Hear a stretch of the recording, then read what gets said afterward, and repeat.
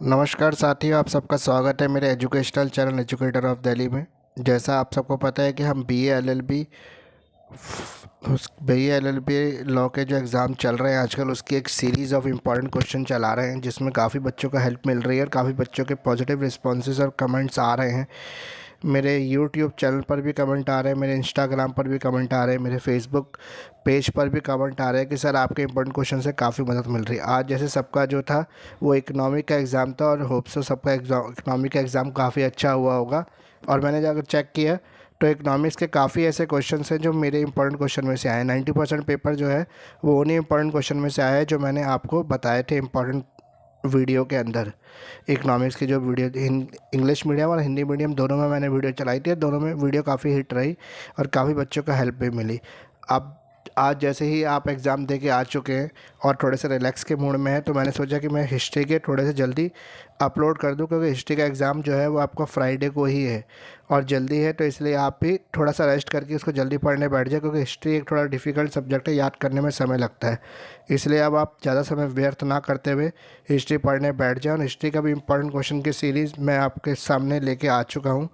तो जैसा आपको पता है कि चौधरी चरण सिंह यूनिवर्सिटी के जो एग्ज़ाम आजकल चल रहे हैं और न्यू पैटर्न के एग्ज़ाम हो गया है 1.5 घंटे का, उस 1.5 घंटे के पैटर्न के अकॉर्डिंग मैं कई ऐसे इंपॉर्टेंट क्वेश्चन आपके बीच में लाया हूँ, जो आप मात्र ये क्वेश्चन कर लेंगे तो मेरी गारंटी है कि आप 70% मार्क्स एग्ज़ाम में ला पाएंगे। तो 70% मार्क्स लाना अब ज़्यादा डिफ़िकल्ट नहीं है, क्योंकि हमारे इंपॉर्टेंट क्वेश्चन में से ही पूरा पेपर आ रहा है और हर पेपर हम हिट कर रहे हैं। तो इस बार भी उम्मीद है कि हिस्ट्री का पेपर भी हमारे ही क्वेश्चन में से आएगा। तो इम्पॉर्टेंट क्वेश्चन है ये इंडियन हिस्ट्री के, जो BLLB फर्स्ट सेमेस्टर के कोर्स को कवर करती है। ये न्यू पैटर्न का एग्ज़ाम है, 1.5 घंटे का एग्ज़ाम है। तो आप सबका स्वागत है मेरे चैनल एजुकेटर ऑफ दिल्ली में। आप देख पा रहे हैं मुझे एजुकेटर ऑफ दिल्ली में, मेरा नाम मुकेश किरार है। BLLB फर्स्ट सेमेस्टर से जुड़ा हुआ ये अपडेट है। आप सबका स्वागत है मेरे educational channel educator of Delhi में। तो जिन्होंने भी मेरे चैनल को अभी तक सब्सक्राइब नहीं किया है वो सब्सक्राइब ज़रूर कर लें, क्योंकि आपके सब्सक्रिप्शन से और आपके शेयर से, आपके दोस्तों तक पहुंचाने से हमें काफ़ी मोटिवेशन मिलता है और इस तरह से हम आगे भी आपके लिए हेल्प करते रहेंगे। तो ये इंपॉर्टेंट क्वेश्चन जो है सेक्शन बी और सी के हैं। सबसे पहले ये देख लेते हैं इंडियन हिस्ट्री से जुड़े हुए। What were the factors that lead to rise of the Maratha power under the Shivaji? Describe the salient features of Maratha Empire. Describe the government administration control of Shivaji. Shivaji जो है एक सबसे important topic है Indian history का, जो आपका BLLB में काफ़ी बार ये रिपीट होता रहता है। क्वेश्चन रेगुलर एग्जाम में पूछा जाता है, कभी शॉर्ट में, कभी लॉन्ग में, कभी A सेक्शन में, कभी B सेक्शन में, कभी C सेक्शन में। तो इसको बिल्कुल ना छोड़ें, इसको इस तरह से क्वेश्चन को तैयार कर लें, प्रॉपर तरीके से आंसर बनाएं इसका 3 से 4 से 5 पेज का, और एग्ज़ाम में पॉइंट वाइज अच्छी तरह बढ़िया तरीके से लिख के आएँ। Economic reforms of the Alauddin Khilji, policy of the market control of Alauddin Khilji. Alauddin Khilji के दो तो मैंने लिख दिया आपके, इकोनॉमिक रिफॉर्म और मार्केट कंट्रोल। इसके अलावा अलाउद्दीन खिलजी का गवर्नमेंट और एडमिनिस्ट्रेशन कंट्रोल या रिफॉर्म्स भी आपको पूछे जाते हैं, तो वो भी ज़रूर कर लें अलाउद्दीन खिलजी के। Give any estimate that Akbar was a national monarch. क्या आपको लगता है कि अकबर जो था वो नेशनल मोनार्क के रूप में पहचाना जाता है? तो ये भी ज़रूरी कर लें इसको। Describe the medieval Indian society, special reference of the women. Define the condition of women in the medieval India. Medieval India के अंदर कंडीशन ऑफ वुमेन क्या थी? ये एक इंपॉर्टेंट क्वेश्चन है और ये नॉर्मली हर बार आपसे पूछा ही जाएगा, कभी बी में, कभी सी में, कभी ए में। तो इसको बिल्कुल स्किप ना करें। ये क्वेश्चन और शिवाजी का क्वेश्चन दोनों अच्छी तरह से तैयार कर लें। Who was the founder of the Muslim rule in India? Mohammad Ghaznavi और Mohammad Ghori. State the reason. Muslim rule India में कब से शुरू हुआ, उसकी नींव किसने रखी? Who was the founder of the Muslim rule in India. ये ज़रूर आपको करना है। मोहम्मद गौरी मतलब गजनवी में से कौन है? इसके रीजंस भी आपको क्लियरली एक्सप्लेन करने हैं। ये बी और सी सेक्शन किसी में भी आपसे पूछा जा सकता है। Explain the political ideas of Shukra और मन्नू। शुक्रा के और मन्नू के पॉलिटिकल आइडियाज़ क्या थे, यहाँ पर आपको ये बताना है। Gupta period as a golden age of ancient India. Define. Gupta का जो पीरियड था वो एशियन इंडिया का एक गोल्डन एज था, क्यों था ये आपको यहाँ पे डिफाइन करना है। Give reason due to decline of the Gupta dynasty के पतन के क्या कारण थे, यहाँ पे आपको ये बताना है। What do you know about the jauhar and the sati system. ये सतीश हो गया है, गलती से सतीश नहीं है, ये सती सिस्टम है, तो इसको सती सिस्टम पढ़ें, sati system. During the medieval India में सती सिस्टम था ना, जिसमें जो वाइफ को हस्बैंड की चिता के साथ ही जला दिया जा सकता था, उसको सती घोषित कर देते थे कि अगर हस्बैंड की डेथ पहले हो गई वाइफ से तो वाइफ को उसके फ्यूनरल में उसकी चिता पर जलाया जाता था। और जौहर वो होता था जब राजा जो होता था किसी राज्य पर कब्जा कर लेता था तो उसकी रानियाँ क्या करती थी, बड़ा आग लगा के और हारे हुए राजा की रानियाँ उसमें कूद जाती थी, उसे जौहर कहते थे। Who was the founder of Delhi सल्तनत? दिल्ली सल्तनत का फाउंडर कौन था? Describe the condition of women in Delhi सल्तनत।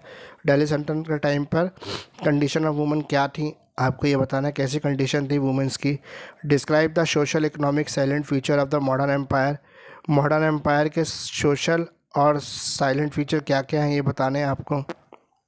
How far the Aurangzeb responsible for downfall of the Mughal empire. Mughal empire के पतन में औरंगजेब की क्या भूमिका थी ये बताना है आपको। Describe the concept of government and the state in the Asian India. Government और स्टेट की क्या क्या कॉन्सेप्ट था उस समय ये बताना है एशियन इंडिया के अंदर। Give the estimate of the Mohammad bin Tughlaq and his achievement. Mohammad bin Tughlaq का क्या तरीका था रूल्स करने का, एडमिनिस्ट्रेशन स्टेट कैसा था उसके टाइम पे, उसकी अचीवमेंट्स क्या क्या थी, ये आपको यहाँ पे बताना है। इस तरह से आपके सेक्शन बी और सी के 13 लॉन्ग क्वेश्चन कवर हो चुके हैं। 13 के 13 अगर आप क्वेश्चन कर लेते हैं तो मेरी गारंटी है कि आपके 70% मार्क्स डेफिनेटली एग्जाम में आ जाएंगे जब आप आंसर प्रॉपर तरीके से लिख के आओगे तब। आप शॉर्ट क्वेश्चन भी देख लेते हैं। Define the कंटक शोधना। कंटक शोधना क्या है ये डिफाइन करना है आपको।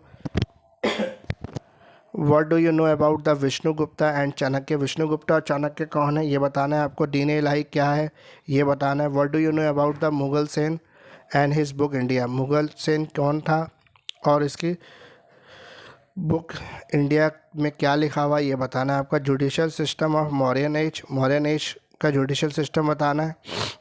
Differentiate between Buddhism and Jainism.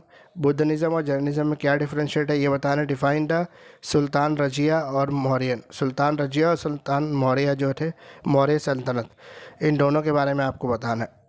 Untouchability of the medieval India. Medieval India में अनटचेबिलिटी क्या थी, इसी को अनटचेबिलिटी को शूद्र कंडीशन भी कह सकते हैं। What is the condition of the Shudras in the medieval India.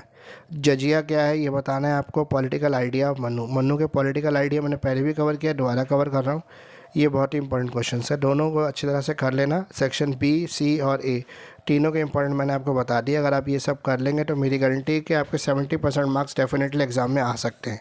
और लाना कोई ज़्यादा मुश्किल काम नहीं है, इसलिए कोशिश करें कि आप जल्दी से जल्दी पढ़ने बैठें और इसको तरीके से याद कर ले ताकि आपको दिक्कत ना हो। जैसे हमारा ये लास्ट एग्ज़ाम हो जाएगा हिस्ट्री का, उसके बाद मैं अगले महीने से अगर जो बच्चे इंटरेस्टेड हो और कमेंट सेक्शन में या मेरे इंस्टाग्राम पर कमेंट करके बता सकते हैं, मैं उनके लिए एक स्पेशल लाइव क्लासेस शुरू करूँगा ताकि आपका जो सेकंड सेमेस्टर है उसकी पढ़ाई शुरू से सिस्टमेटिक तरीके से चल सके। कई बच्चे मुझे वीडियो में कमेंट लिख के बोलते हैं कि सर इसके आंसर भी लिख के दे दो। सब कुछ अगर मैं ही लिख के दे दूँगा तो फिर आप क्या करेंगे, इससे थोड़ी मेहनत खुद भी करें।